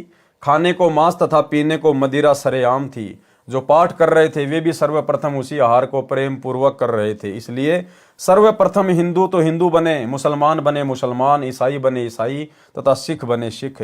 फिर हम प्रभु भक्ति करने योग्य होंगे। प्रभु साधना भी अपने सदग्रंथों में वर्णित विधि अनुसार करने से प्रभु प्राप्ति होगी, अन्यथा मानव शरीर व्यर्थ हो जाएगा। हम एक कुल मालिक की संतान हैं। सतज्ञान न होने से हिंदू मुसलमान के झगड़े, हिंदू सिख के झगड़े, मुसलमान ईसाई के झगड़े धर्म के श्रेष्ठता और अश्रेष्ठता के कारण है। विश्व युद्ध में भी इतना रक्तपात नहीं हुआ होगा जितना धर्म के खतरे की आड़ में हो चुका है। धार्मिकता के खतरे की तरफ ध्यान न देने से अनेक बुराइयां सर्व पवित्र धर्मों में घर कर चुकी हैं। सर्व पवित्र धर्मों में 1% व्यक्ति होते हैं जो 99% को आपस में लड़वा कर मरवा देते हैं। इससे विपरीत हिंदू हिंदू को मार रहा है, सिख सिख को काट रहा है, मुसलमान मुसलमान को परेशान कर रहा है, ईसाई ईसाई का दुश्मन बना हुआ है, आर्य समाजी पर ही मुकदमे किए बैठा है, कबीर पंथियों के दुश्मन बने हैं। और भाइयों और बहनों, अज्ञानता के कारण, संत रामपाल जी के तत्व ज्ञान को गहराई से ना समझ पाने के कारण आज संत रामपाल जी के पंथ में भी ये बुराई घर कर चुकी है। हालांकि आगे सफलता प्राप्त नहीं कर पाएगी, लेकिन वर्तमान में तो सतगुरु रामपाल जी का परिवार इस बुराई से अछूता नहीं है। आज हम सभी कबीरपंथी हैं। सात संगत से जुड़े हुए भाई बहन भी कबीरपंथी हैं। सतलोक आश्रम से जुड़े हुए भाई बहन भी कबीरपंथी हैं, क्योंकि हमारे गुरुदेव कबीर जी हैं और कबीर जी के दिखाए रास्ते पर जो चलता उसको कबीरपंथी कहते हैं। तो गुरुदेव कह रहे हैं कि सभी लोग हिंदू हिंदू पर मुकदमे किए बैठे हैं, कबीरपंथी कबीरपंथियों पर मुकदमे किए बैठे हैं। और भाई और बहनों, इस पवन दास पर सतलोक आश्रम मैनेजमेंट हरियाणा वालों ने झूठा मुकदमा सतगुरु रामपाल जी के माध्यम से ही करवा डाला। अब सोचिए भाई और बहनों, हमारे गुरुदेव इतनी बड़ी बात लिख रहे हैं। अब इतनी बड़ी बात लिखने वाले और समाज को शिक्षा देने वाले कि ऐसे आपस में मुकदमे नहीं करने चाहिए, ये अच्छी बात नहीं है, परमात्मा के भक्ति मार्ग में ऐसा नहीं होना चाहिए। तो गुरुजी तो मना कर रहे हैं कि आपस में मुकदमेबाजी नहीं करनी चाहिए। फिर सोचिए भाई और बहनों, मुझ पवन दास के ऊपर सतगुरु रामपाल जी ने मुकदमा क्यों किया? अपने परिवार के कहने पर। अगर आप इसको एक नॉर्मल बात मान के चलोगे तो फिर ये तो दोगली बात हो गई सतगुरु रामपाल जी की। यहां तो कह रहे हैं कि आपस में मुकदमेबाजी नहीं करनी चाहिए। जो आपस में एक दूसरे पर मुकदमा करते हैं उनको ज्ञान नहीं है। और सतगुरु रामपाल जी ने मुझ पवन दास के ऊपर अपने परिवार के कहने से मुकदमा कर दिया। तो नॉर्मल तरीके से अगर आप इस बात को लेकर चलोगे तो ये बात सतगुरु रामपाल जी को दोगला साबित करती है। इसलिए दास आप सभी भाई बहनों को बार बार कहता है कि पूज्य गुरुदेव जी के द्वारा अपने परिवार के कहने पर इस परीक्षा के समय में मुझ पवन दास के ऊपर अपने भक्ति विधान के विपरीत ये 420 का मुकदमा लगाना, मुझ पवन दास को जेल करवाना, ये वर्तमान में उनकी लीला का, उनके मिशन का एक हिस्सा है। क्योंकि वो परमात्मा जिन्होंने सन 1994 से 2014 तक 20 साल तक जो भक्ति की खेती की थी, परमेश्वर ने अब उसमें से भूस को अलग करना था और गेहूं को अलग करना था, और माध्यम बनाया मुझ पवन दास को, 2 कोटि के जीव को भक्तों की परीक्षा के लिए। इसलिए भाइयों और बहनों, इस पवन दास के ऊपर जो गुरुद्रोही का टैग लगा हुआ है, ये गुरुदेव भगवान की लीला का, उनके मिशन का एक हिस्सा है। जो चंद भाई बहनों को तो समझ में आ गया, जो साथ संगति से जुड़े हुए हैं। बाकी आत्माओं की जो आश्रमों से जुड़ी हुई हैं, अभी उनकी आंखें बंद हैं, समय आने पर खुल जाएंगी। ईसाई का ईसाई दुश्मन बना हुआ है, आर्य समाजियों पर ही मुकदमे किए बैठा है। कबीर पंथियों के दुश्मन बने हैं, तथा अन्य आश्रमों तथा डेरों के महंतों व संतों के आपस में कत्लेआम तथा मुकदमे तत्व ज्ञान के अभाव के कारण ही हो रहे हैं। क्या कह रहे हैं गुरुदेव? ये क्यों हो रहा है? तत्व ज्ञान के अभाव के कारण। तो क्या हमारे गुरुजी को भी तत्व ज्ञान नहीं है क्या, जो मेरे ऊपर मुकदमा कर दिया? अरे दुनिया को ऐसी शिक्षा देने वाला गुरु, क्या उनके पास भी तत्व ज्ञान नहीं है? जो अपने कर कमल से लिखित पुस्तक के विपरीत, अपने शब्दों के विपरीत मुझ पवन दास पे मुकदमा कर रहा है। तो भाई और बहनों, ये उनकी लीला का, उनके मिशन का एक हिस्सा है। मुझदास का जन्म पवित्र हिंदू धर्म में हुआ तथा वर्तमान में जो भी पूजाएं उपलब्ध थी सभी कर रहा था। 17 फरवरी 1988 फाल्गुन मास की अमावस्या विक्रमी संवत 2045 को तत्वदर्शी संत परम पूज्य स्वामी राम देवानंद जी महाराज के दर्शन हुए। ये जो स्वामी राम देवानंद जी महाराज हैं भाई और बहनों, इनको तत्व ज्ञान नहीं था, ये तत्वदर्शी संत नहीं थे। ये तो 650 साल पहले जिस प्रकार कबीर जी ने पंडित रामानंद जी को अपना मुंह बोला गुरु बनाया था, गुरु शिष्य परंपरा का निर्वाह करते हुए, ठीक इसी प्रकार वर्तमान में भी ये लीला चल रही है। धरती पर सतगुरु रामपाल जी के रूप में वही कबीर परमात्मा प्रकट है। और 17 फरवरी 1988 को आदरणीय गरीबदास जी के 12वें पंथ में सतगुरु रामपाल जी ने, अर्थात कबीर परमेश्वर जी ने, आदरणीय राम देवानंद जी को अपना मोह बोला गुरु धारण करके केवल गुरु शिष्य परंपरा का निर्वाह किया है। अन्यथा हमारे गुरुदेव स्वयं परमेश्वर हैं, और परमेश्वर स्वयं ही तत्वदर्शी होता है, और एक समय में पृथ्वी पर एक ही तत्वदर्शी संत होता है, क्योंकि पूरी सृष्टि में कबीर जी के अलावा तत्वदर्शी संत की भूमिका कोई और नहीं निभा सकता। यह तो केवल अपने गुरु जी को महत्व दिया जा रहा है, क्योंकि भक्ति मार्ग में अपने गुरु को परमात्मा माना जाता है। परम पूज्य स्वामी राम देवानंद जी महाराज के दर्शन हुए। उन्होंने जब मुझे ये शास्त्र आधारित तत्व ज्ञान सुनाया, प्रथम बार ऐसा लगा जैसे किसी नास्तिक से मिलन हो गया, और मन में आया कि ऐसे व्यक्ति के तो दर्शन भी व्यर्थ होते हैं। ऐसा क्यों कह रहे हैं गुरुदेव? क्योंकि जब सतगुरु रामपाल जी ये ज्ञान दे रहे हैं, तो बहुत सारी आत्माओं के मन में इस प्रकार की बातें आती है शुरुआत में, जब उनके ज्ञान को सुनती हैं, कि ये ज्ञान तो हमने आज से पहले कभी सुना ही नहीं।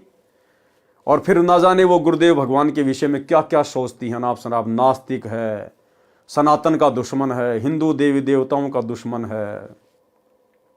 तो आगे चलकर जब उन आत्माओं को ये ज्ञान समझ में आए, तो उसके बाद उन आत्माओं को पछतावा ना हो कि भाई ऐसे महापुरुष के बारे में ना जाने हमारे मुंह से क्या क्या शब्द निकल गए थे, नास्तिक है, ये है, वो है। तो गुरुदेव उन आत्माओं को सांत्वना देते हुए यहां पर लिख रहे हैं कि भाई मेरे साथ भी शुरुआत में ऐसे ही बनी थी, इसलिए यदि तुम लोगों ने भी कभी मेरे प्रति ऐसा सोचा हो, तो अपने मन में इस दोष को निकाल देना, अपने मन से इस बात को निकाल देना। भाई ये ज्ञान ही ऐसा है, शुरुआत में जब इसको कोई सुनता है तो अटपटा सा ही लगता है, ताकि उन आत्माओं को थोड़ी शांति सी महसूस हो। ऐसे व्यक्ति के तो दर्शन भी व्यर्थ होते हैं जो हमारे देवी देवताओं ब्रह्मा विष्णु महेश तथा ब्रह्म से भी ऊपर कोई शक्ति बता रहा है। जब इस दास ने महाराज जी के द्वारा बताए शास्त्रों का अध्ययन उनकी पोल खोलने के लिए किया, तो मेरी ही पोल खुल गई कि मैं सर्व साधना अपने ही पवित्र शास्त्रों, पवित्र गीता जी, पवित्र वेदों के विरुद्ध ही कर रहा था। अब दास की प्रार्थना है कि सर्व भगतजनों को एक बार अवश्य खेद होगा, परंतु उपरोक्त सदग्रंथों को प्रभु को साक्षी रखकर पुनः पढ़ें तथा मुझ दास के पास सर्व पवित्र धर्मों के सदग्रंथों के आधार पर वास्तविक भक्ति मार्ग है। निःशुल्क उपदेश प्राप्त करके अपना तथा अपने प्यारे परिवार का कल्याण करवाएं। जीव हमारी जाति है, मानव धर्म हमारा, हिंदू मुस्लिम सिख ईसाई धर्म नहीं कोई न्यारा। हिंदू मुस्लिम सिख ईसाई आपस में है भाई भाई, आर्य जैनी और बिश्नोई एक प्रभु के बच्चे सोई।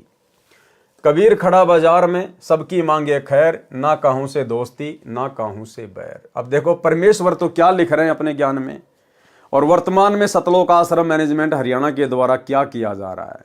गुरुदेव भगवान हमें क्या शिक्षा दे रहे हैं कि हिंदू मुस्लिम सिख ईसाई आपस में हम भाई भाई। बताओ, गुरुदेव ने तो सबको आपस में एक ही पिता की संतान बताया कि हिंदू मुस्लिम सिख ईसाई आपस में सब भाई भाई। और ये सतलोक आश्रम मैनेजमेंट हरियाणा अज्ञानता की पोटली। अभी बांग्लादेश में मुसलमानों के खिलाफ जिस प्रकार से बजरंग दल के द्वारा, विश्व हिंदू परिषद के द्वारा रैलियां निकाली गई कि हमारे हिंदू भाइयों को वहां दुखी किया जा रहा, परेशान किया जा रहा है। उन बजरंग दल वालों की रैलियों में उनका समर्थन करने के लिए मुसलमानों के विरोध में सतलोक आश्रम मैनेजमेंट हरियाणा से जुड़ी हुई मध्य प्रदेश की सीहोर जिले की संगत को वहां भेज दिया गया। वहां के कोऑर्डिनेटर, वहां की संगत हजारों की संख्या में मुसलमानों के विरोध में विरोध प्रदर्शन करने के लिए पहुंच गई। अखबारों में न्यूज आ रही है। भाई और बहनों, इसको कहते हैं अज्ञानता। इसको कहते हैं तत्वदर्शी संत की शरण में आने के बाद भी भेजे में गोबर भर के रखना। गोबर, अरे हमारे लिए तो सब हमारे भाई हैं। हम किसी का विरोध यहां कर ही नहीं सकते। हम तो केवल प्यार प्रेम से समझा सकते हैं। हम यहां किसी का विरोध कर ही नहीं सकते। संतों का काम विरोध का होता ही नहीं है। कबीर खड़ा बाजार में मांगे सबकी खैर, और ना काहू से दोस्ती ना काहू से बैर। और यहां गुरुदेव साफ कह रहे हैं हिंदू मुस्लिम सिख ईसाई आपस में सब भाई भाई। तो नालायकों, तुम अपने भाइयों का विरोध करोगे क्या? अरे भाइयों को समझाया जाता है, भाइयों का कभी विरोध नहीं किया जाता। तो ये मुसलमान भी आप और हमारे लिए उतने ही प्रिय हैं जितने हिंदू हमारे लिए प्रिय हैं, जितने जैनी और ईसाई हमारे लिए प्रिय हैं। ठीक है, वर्तमान में उनको ज्ञान नहीं है, तत्व ज्ञान नहीं है, नकली गुरुओं के द्वारा वो भ्रमित है, शास्त्रों के विरुद्ध साधना कर रहे हैं, जिस कारण से आपस में लड़ रहे हैं, झगड़ रहे हैं। लेकिन आप और हमें तो गुरुदेव ने ज्ञान दे दिया, मानव धर्मी बना दिया। और यदि हम भी एक दूसरे के विरोध में, यदि हम किसी का पक्ष लेके खड़े हो जाएंगे, तो फिर हम संत रामपाल जी के भगत तो जलती हुई आग में घी डालने का काम कर रहे हैं। तो भाई और बहनों, ये तत्व ज्ञान तो छोड़िए। संत रामपाल जी के 90% सतलोक आश्रम से जुड़े भगत भाई बहनों को अभी ज्ञान भी अच्छे से समझ में नहीं आया। इन लोगों को सामाजिक ज्ञान भी अच्छे से समझ में नहीं आया। तत्व ज्ञान तो बहुत दूर की बात है। इसीलिए तो गुरुदेव भगवान अपनी हिसार जेल से आने वाली ऑडियो में इन लोगों को बार बार डांटते हैं। वो अंतर्यामी परमात्मा इन लोगों के इसी प्रकार के कुकर्म देखकर इनको बार बार डांटते हैं कि अच्छे इंसान तो जगत वाले भी ऐसा नहीं करते जैसा तुम भगत कर रहे हो। यानी आम समाज में जो व्यक्ति पढ़ा लिखा है, जिस व्यक्ति को इस बात की जानकारी है, वो व्यक्ति भी किसी भी धर्म के विरोध में किसी का साथ नहीं देता। उनको भी पता है कि शैतान ने हमारे को बांट रखा है, हिंदू मुस्लिम सिख ईसाई हम सब एक ही हैं। तो जो अच्छे इंसान जो संसार में हैं, जगत में हैं, जो संत रामपाल जी के भगत भी नहीं हैं, वो लोग भी बजरंग दल वालों के पक्ष में जाके खड़े नहीं हुए मुसलमानों के विरोध में, और संत रामपाल जी के भगत मुसलमानों के विरोध में जाके खड़े हो गए। इसलिए तो गुरुदेव कह रहे हैं कि अच्छे इंसान जो जगत में है ना, वो भी ऐसा नहीं करते जैसा कि तुम भगत कर रहे हो। यानी गुरुदेव ने अपनी सतलोक आश्रमों से जुड़ी हुई लाखों की संगत को आम सामाजिक व्यक्तियों से भी नीचे गिरा हुआ साबित कर दिया, नीचे गिरा हुआ। सुनिए। विचार करना होगा कि हम कौन है, कहां से आए। आपस में खेचातानी रखते हो अभी भी भगत हो गए। अच्छे इंसान तो जगत वाले भी ना करते ऐसा जैसे भगत कर रही है। अच्छे इंसान तो जगत वाले भी ना करते ऐसा जैसे भगत कर रही है। अच्छे इंसान तो जगत वाले भी ना करते ऐसा जैसे भगत कर रही है। किसी को छोटी सी सेवा दे देते, कोऑर्डिनेटर बना दिया, वो ने सोचा मैं खुदा बन गया। अरे इतना शिक्षा तो पड़े, मजदूर बनो सीखो, मजदूर। और कई देखा है कि कोऑर्डिनेटर या जिसकी जो भी व्यवस्था लगाई जाए तो व्यवहार भी ठीक नहीं करते, धमकान लग जाते, फुरकान लग जाते।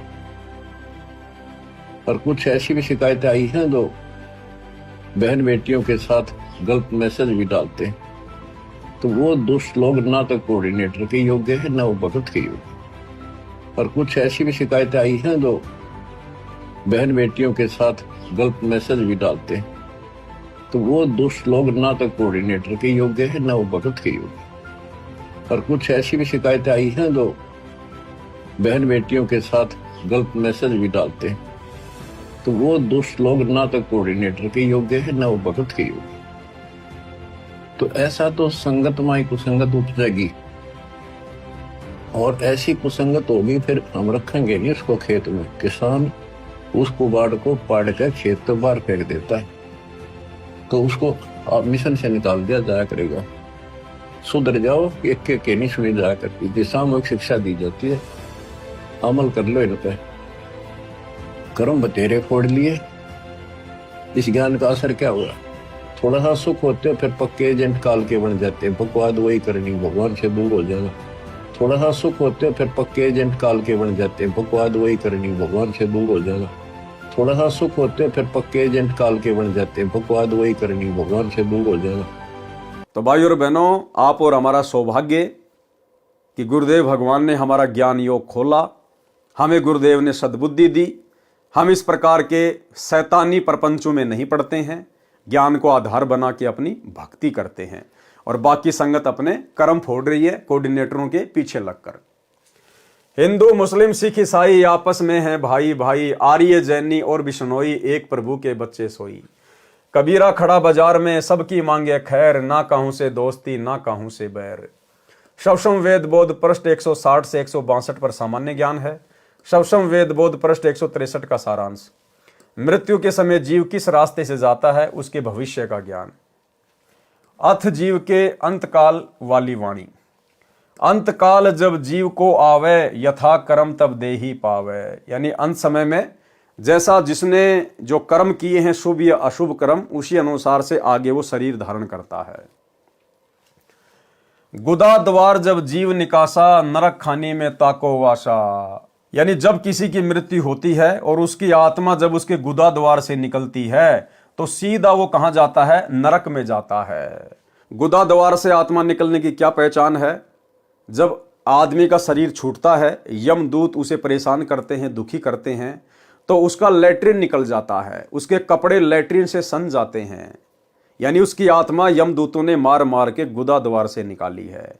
ऐसा व्यक्ति सीधा नरक में ठोका जाता है, नरक में। गुदा द्वार जब जीव निकासा, नरक खाने में ताको वाशा। और भाई और बहनों, आपको ध्यान होगा, दास ने आज से 2-2.5 साल पहले वीडियो बनाया था। सतलोक आश्रम मैनेजमेंट हरियाणा से बिहार का स्टेट कोऑर्डिनेटर, उसकी गुदा द्वार से ही आत्मा बाहर निकली थी। गुदा द्वार से सीधा नरक में गया वो। बिहार का स्टेट कोऑर्डिनेटर, जिसकी बाथरूम में बैठे बैठे लैट्रिन करते करते जिसको हार्ट अटैक हुआ था, उसकी आत्मा गुदा द्वार से निकली और सीधा वो नरक में गया। सोचिए, स्टेट कोऑर्डिनेटरों की यह हालत है, तो उन कोऑर्डिनेटरों के पीछे आंख बंद करके चल रही संगत का क्या हाल होगा। और हाल हो भी रहा है, आए दिन अकाल मौत आप देख ही रहे। गुदा द्वार जब जीव निकासा, नरक खाने में ताको वाशा। गिरे नरक शीस बल जाई, ताही में पुनी रहे समाई। नाभि द्वार जो प्राण चलाना, जलचर योनि माही प्रकाटाना। नाभि द्वार से जिसके प्राण निकलते हैं, वो क्या बनता है? वो जल का जीव बनता है, मछली, मगरमच्छ वगैरह जो भी है। मूत्र द्वार कर जीव पयाना, पशु योनि तासु ठिकाना। और जिसकी आत्मा उसके मूत्र द्वार से निकलती है, यानी मरते समय जो पेशाब कर देता है भयभीत होकर यमदूतों से, तो कहते हैं मूत्र द्वार कर जीव पयाना, पशु योनि में ताकू ठिकाना। सीधा वो पशु योनि में जाता है। मुख द्वार ते जीव कडियावे, अन्न खाने में बासा पावे। और जिसकी आत्मा उसके मुख द्वार से निकलती है, मुख से कैसे निकलेगी? उसका मुंह फटा का फटा रह जाता है। मृत्यु के बाद जिस व्यक्ति का मुंह फटा हुआ है, तो समझो उसकी आत्मा उसके मुख द्वार से निकाली गई है। वो कहां जाएगा? अन्न खानी में। जैसे ये अनाज के अंदर जो जीवाणु जो पैदा हो जाते हैं गेहूं में, सरसों में, बाजरे में, जो जीवाणु पैदा हो जाते हैं, ढोरे, सुरसी, वो ऐसी योनियों में जाता है। श्वास द्वार ते जीव जब जाता, अंडज खानी में सो प्रकटता। वो कहाँ जाता है? अंडज खानी में, यानी वो पक्षी बनता है। जो अंडे से जो उत्पत्ति होती है, चाहे किसी जैसे छिपकली की भी जो है अंडे से होती है, बाकी जो पक्षी हैं उनकी भी अंडे से होती है। नेत्र द्वार जब जीव से धारा, मक्खी आदिक तन सो धारा। और आंखों से जिसकी आत्मा निकाली जाती है, यानी मरते समय जिसकी आंखें फटी की फटी रह जाती हैं, तो समझो उसकी आत्मा कहां से निकली है? नेत्र द्वार से। वो कहां जाएगा? वो मक्खी की योनि में जाता है। मक्खी और कीट पतंग की योनियां वो प्राप्त करता है। श्रवण द्वार ते जीव जब चाल्या, श्रवण यानी कान, प्रेत दे पावे तत्काला, वो भूत की योनि में जाता है। दसम द्वार ते निक्षय प्राणा, राजा होए भोग विधि नाना। और जिसकी आत्मा 10वें द्वार से निकलती है, काल तक की साधना में जो 10वां द्वार है, वो परमात्मा ने ये बताया, हमारी जो खोपड़ी है जहां पर ये चोटी होती है, ये जो खाल है, इसके जस्ट नीचे की तरफ 10वां द्वार होता है। तो 10वें द्वार से जिसकी आत्मा निकलती है, वो राजा वगैरह बन जाता है, बहुत बड़ा कोई पैसे वाला बन जाता है। थोड़े बहुत समय वो राज भोगता है, आराम करता है, बड़े मज़े लेता है, मनुष्य योनि प्राप्त करता है। उसके बाद फिर उसके कर्म बिगड़ेंगे, क्योंकि राजा बनेगा तो सबसे ज़्यादा पाप करेगा। भाई तब से राज मद मानव, जन्म तीसरे शुक्र स्वानम। फिर राजा कहाँ जाएगा? सीधा मरने के बाद में नरक में। नरक से फिर सीधे गधे की योनि में। एक हरि की भक्ति बिन राजा गधा होय, माटी लदे कुमार की घास न डाल कोई।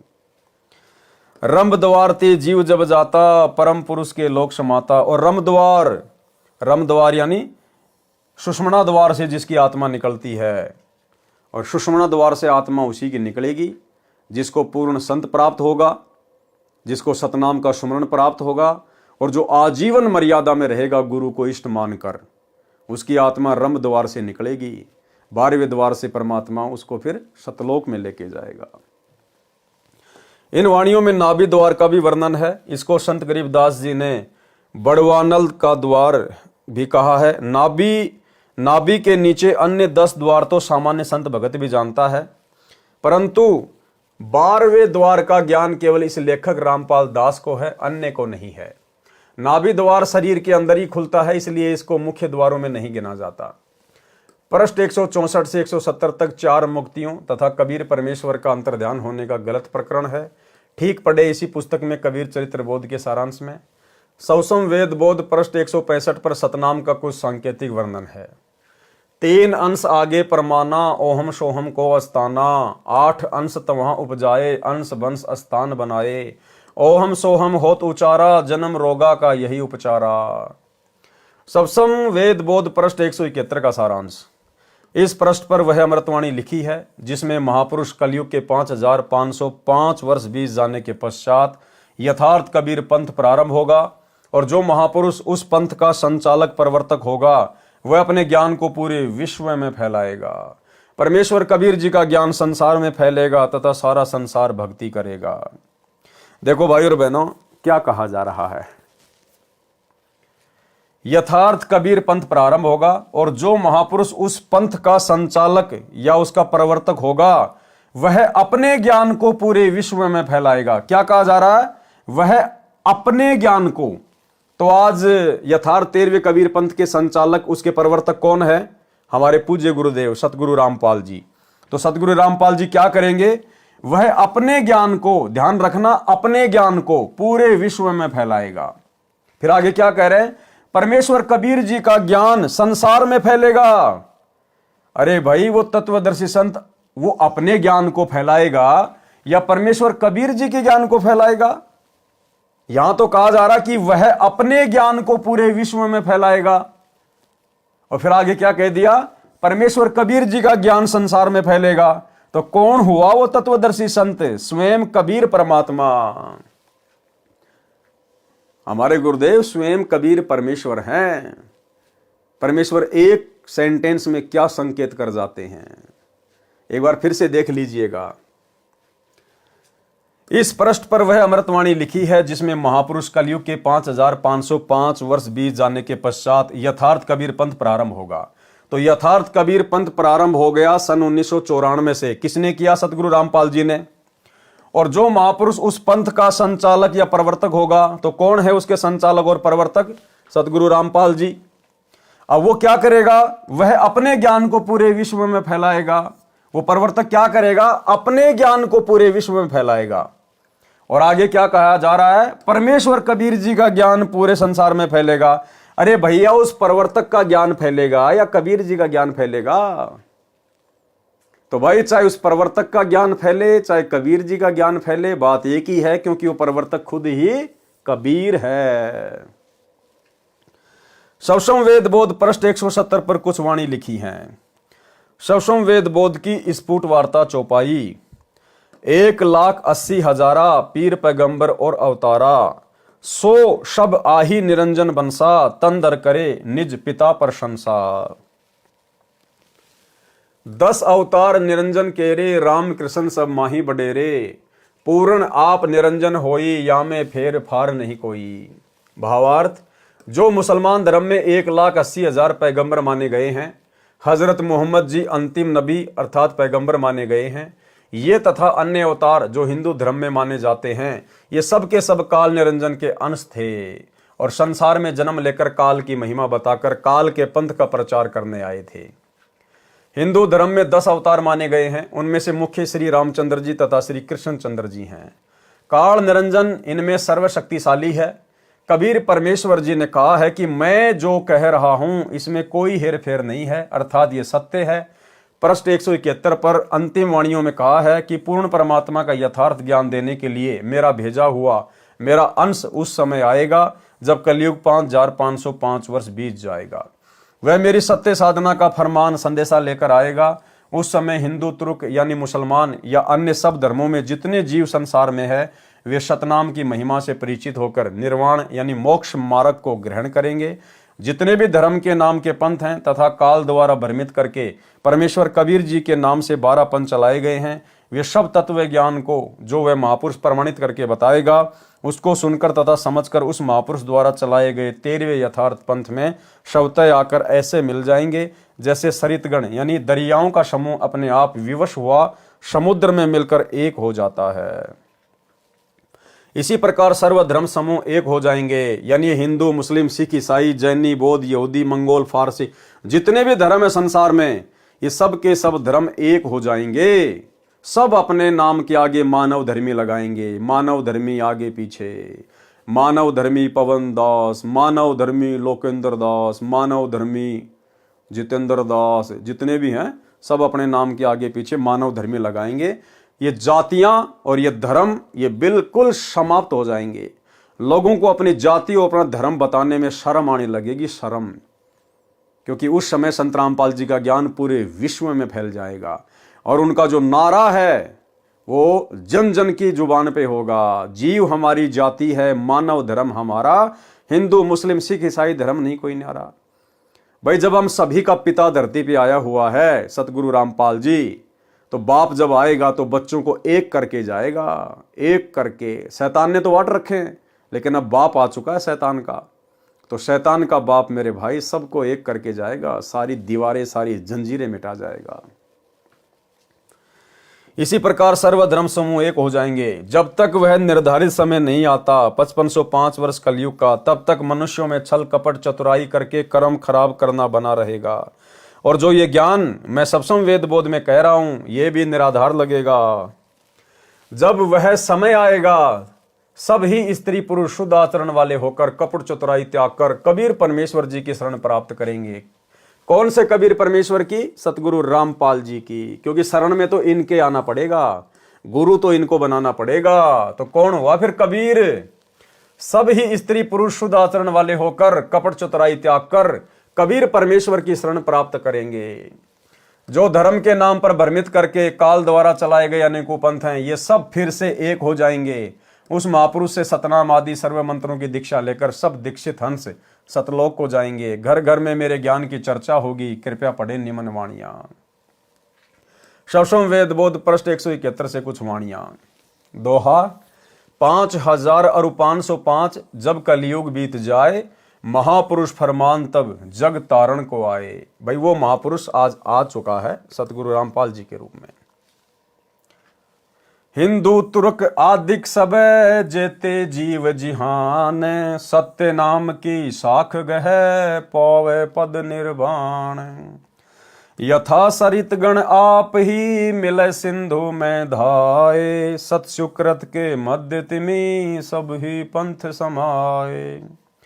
जब लगी पूर्ण होए नहीं ठीके को तिथिवार, कपट चातुरी तब हिलो सब संवेद निर्धार। सब ही नारी नर शुद्ध तब जब ठीके का दिन आवंत, कपट चातुरी छोड़ के शरण कबीर गहंत। एक अनेक हो गयो पुनि अनेक हो एक, हंस चले सतलोक सब सत्य नाम की टेक। घर घर बोध विचार हो दुर्मति दूर बहाए, कलयुग में सब एक होई बरते सहज सुभाए। कहाँ उग्र कहाँ सुदर हो हर सब की भव भीर, सो समान समदृष्टि है समरथ सत्य कबीर। भावार्थ, परमेश्वर कबीर जी ने बताया है कि मेरी महिमा के ज्ञान की घर घर चर्चा चलेगी, सबकी दुर्मति समाप्त हो जाएगी, सब परमात्मा से डरने वाले होंगे। कोई शराब तमाकू मांस का सेवन नहीं करेगा, चोरी जारी व्यभिचार डाके डालना रिश्वत लेना पाप जानकर सब छोड़ देंगे, शुद्ध होकर सह स्वभाव से रहा करेंगे। माया जोड़ने की प्रवृत्ति समाप्त हो जाएगी। चाहे कोई डाकू हो, चाहे अन्य मलिन कर्म करने वाला व्यक्ति हो, वह सब बुरे कर्म त्याग कर उस पंथ में दीक्षा लेंगे। सब साधकों की भवपीर यानी सांसारिक कष्ट हरेगा, यानी सर्व दुख दूर करेगा। अब देखना भाई और बहनों आगे ध्यान से, उस पंथ का प्रवर्तक, कौन से पंथ का प्रवर्तक? 13वें कबीर पंथ का प्रवर्तक कौन है? सतगुरु रामपाल जी। उस पंथ का प्रवर्तक स्वयं कबीर परमेश्वर समान भक्ति शक्ति समर्थ होगा। उस पंथ का जो प्रवर्तक होगा, जो संचालक होगा 13वें कबीर पंथ का, वो क्या होगा? उस पंथ का प्रवर्तक स्वयं कबीर परमेश्वर समान भक्ति शक्ति समर्थ होगा। अब भाई कबीर परमेश्वर जी के समान यदि कोई दूसरा भक्ति और शक्ति से संपन्न हो गया तो फिर कबीर परमेश्वर जी के पास में क्या बच गया? उसके समान होने का मतलब उसके बराबर हो जाना। और वे भगवान के बराबर कौन हो सकता है? क्या किसी की औकात है जो परमात्मा के बराबर हो जाएगा? और यदि कोई परमात्मा के समान हो गया, परमात्मा के बराबर हो गया भक्ति में शक्ति में, तो फिर उस परमात्मा का मतलब क्या रह गया? फिर उसका औचित्य क्या रह गया? फिर तो दो परमात्मा हो गए बराबर के। तो ये बात क्यों कही जा रही है? गुरुदेव के द्वारा अपने आप को छुपाते हुए कि मेरे बच्चे मेरे तत्व ज्ञान को आधार बनाकर अब इतने बुद्धिमान हो चुके हैं कि मेरे इन संकेतों को समझ जाएंगे कि हमारे गुरुदेव स्वयं ही कबीर परमात्मा है। हमारी तुच्छ बुद्धि को देखते हुए, दुनिया वालों की तुच्छ बुद्धि को देखते हुए अपने आप को छुपा कर ये बातें कह रहे हैं कि उस 13वें पंथ का प्रवर्तक परमेश्वर कबीर जी के समान ही भक्ति और शक्ति में संपन्न होगा। भाई जो कबीर जी के समान ही भक्ति शक्ति में संपन्न हो गया तो फिर वो तो खुद ही कबीर बन गया। फिर उस कबीर का मतलब क्या रह गया यदि कोई और कबीर है तो यहां हमने समझना होगा हमारे गुरुदेव स्वयं ही कबीर परमात्मा है। उस पंथ का प्रवर्तक स्वयं कबीर परमेश्वर समान भक्ति शक्ति समर्थ होगा। सबको समान दृष्टि से देखेगा, यानी ऊंच नीच जाति आधार से किसी में अंतर नहीं करेगा। न राजा तथा रंक में कोई अंतर रहेगा। राजा भी अपने को जनता का सेवक मानकर अपना कर्तव्य करेगा तथा भक्ति को प्राथमिकता देकर जीवन सफल करने के उद्देश्य से कार्य करेगा।